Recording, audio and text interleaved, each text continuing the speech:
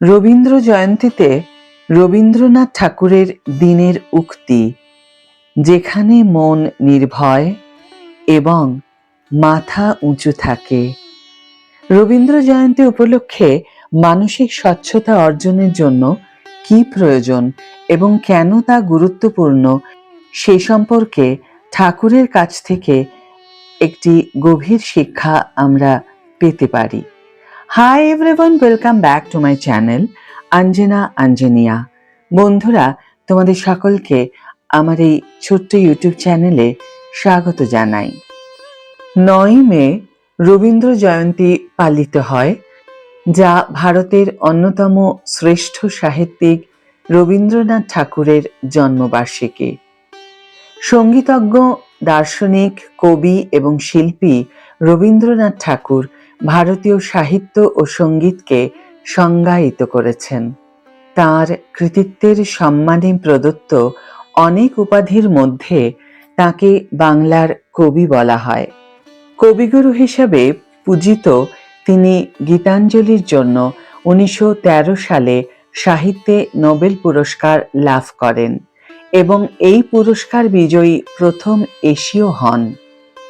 হাজার হাজার গান ও উপন্যাস রচনা থেকে শুরু করে ভারত ও বাংলাদেশের জাতীয় সঙ্গীত সুর করা পর্যন্ত তাঁর কৃতিত্ব ও অবদানের তালিকা দীর্ঘ।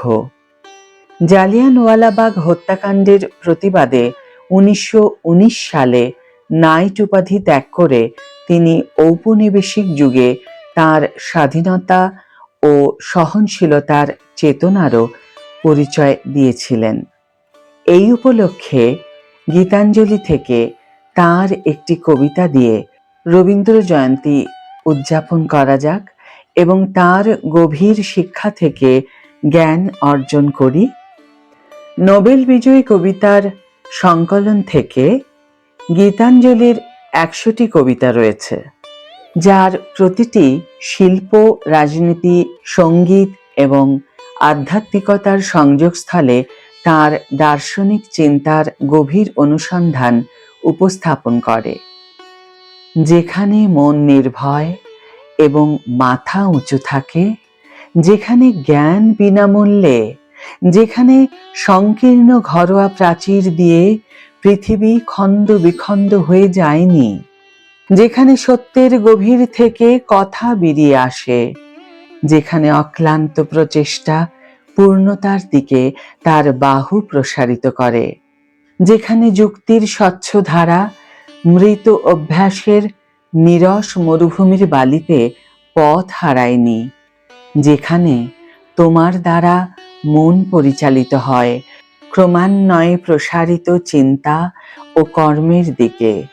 হে পিতা, স্বাধীনতার সেই স্বর্গে আমার দেশকে জাগিয়ে তোলো। এটি কেন গুরুত্বপূর্ণ? 35 নম্বর অধ্যায়ের এই কবিতাটি অন্যান্য কবিতার সঙ্গে ব্রিটিশ শাসনকালে লেখা হয়েছিল, তাই রবীন্দ্রনাথ এমন এক স্বাধীন রাষ্ট্রের স্বপ্ন দেখেছিলেন যেখানে মানুষ নির্ভয়ে চিন্তা ও কথা বলার অধিকার প্রয়োগ করতে পারবে। কিন্তু এর তাৎপর্য রাজনৈতিক স্বাধীনতার ঊর্ধ্বে।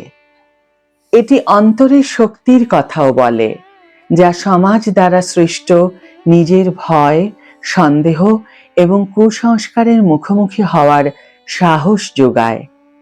সত্যিকারের নির্ভীক ও সোচ্চার হতে হলে স্বাধীনতার জন্য প্রথম পদক্ষেপটি অবশ্যই নিজের জন্য হতে হবে। শৃঙ্খল ভেঙে এবং আত্মসন্দেহ ও সমালোচিত হওয়ার ভয়ের সমস্ত অভ্যন্তরীণ বাধা অতিক্রম করে। মন যখন ভয়হীন থাকে, তখন স্বচ্ছভাবে চিন্তা করার আত্মবিশ্বাস জন্মায়। কবিগুরু আরও বলেন যে চিন্তা অবশ্যই সত্যের গভীর থেকে উৎসারিত হতে হবে, যা নিজের প্রতি সৎ ও বিশ্বস্ত থাকার অপরিহার্যতাকে নির্দেশ করে। সততার প্রথম দৃষ্টান্তটি ভেতর থেকেই শুরু হতে হবে। কবি যখন আমার দেশ জেগে উঠুক এই প্রার্থনার মাধ্যমে রচনাটি শেষ করেন, তখন তা ব্যক্তিগত ও সমষ্টিগত উভয় দৃষ্টিকোণ থেকেই স্বাধীনতার চিত্র তুলে ধরে। অর্থাৎ স্বাধীনতার প্রথম স্ফুলিঙ্গটি মনে প্রজ্বলিত হওয়া প্রয়োজন, যা পরে সমগ্র জাতিতে ছড়িয়ে পড়ে। কবিগুরুর লেখা একটি কবিতা যা আমার খুবই প্রিয়, শুনিয়ে শেষ করব আজকের এই ভিডিও। মনেরে আজ কহ যে, ভালো মন্দ যাহাই আসুক, সত্যেরে লও সহজে। কেউ বা তোমায় ভালোবাসে, কেউ বা বাসতে পারে না যে। কেউ বিকিয়ে আছে, কেউ বা সিকি পয়সা ধারে না যে। কতকটা যে স্বভাব তাদের, কতকটা বা তোমারও ভাই। কতকটা এ ভবের গতিক, সবার তরে নহে সবাই। তোমায় কতক ফাঁকি দেবে, তুমিও কতক দেবে ফাঁকি। তোমার ভোগে কতক পড়বে, পরের ভোগে থাকবে বাকি। মানধাতারি আমল থেকে চলে আসছে এমনি রকম। তোমারই কি এমন ভাগ্য, বাঁচিয়ে যাবে সকল জখম। মনেরে আজ কহ যে, ভালো মন্দ যাহাই আসুক, সত্যেরে লও সহজে। অনেক ঝঞ্ঝা কাটিয়ে বুঝি এলে সুখের বন্দরেতে। জলের তলে পাহাড় ছিল, লাগলো বুকের অন্দরেতে। মুহূর্তেকে পাঁজরগুলো উঠল কেঁপে আর্তরাবে। তাই নিয়ে কি সবার সঙ্গে ঝগড়া করে মরতে হবে? ভেসে থাকতে পারো যদি, সেইটে সবার চেয়ে শ্রেয়। না পারো তো বিনা বাক্যে চুপ করিয়া ডুবে যেও। এটা কিছু অপূর্ব নয়, ঘটনা সামান্য খুবই। শঙ্কা যেথায় করে না কেউ, সেইখানে হয় জাহাজ ডুবি।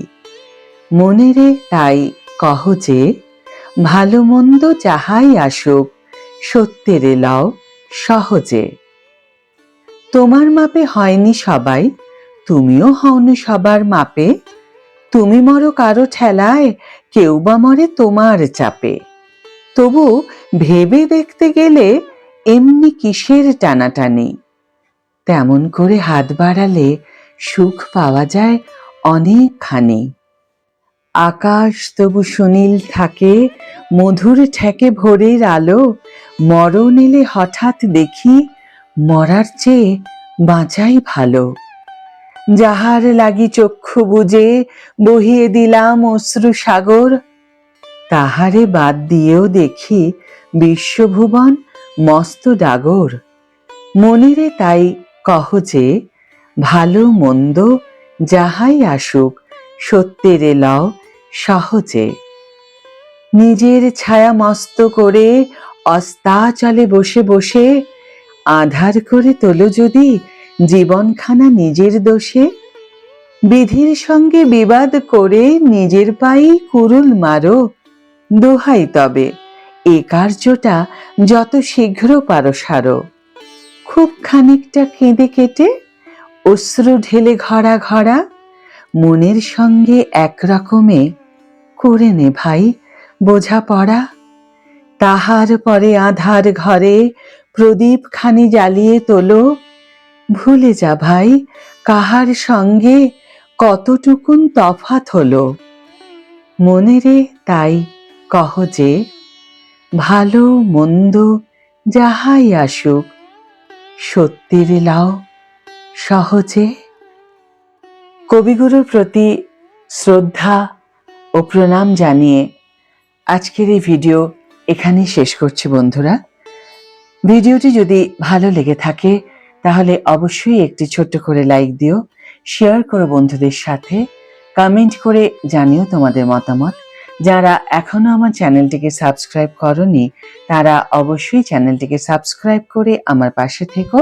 আর যারা অলরেডি সাবস্ক্রাইব করে দিয়েছো তাদের জন্য আমার অনেক ভালোবাসা এবং অনেক ধন্যবাদ।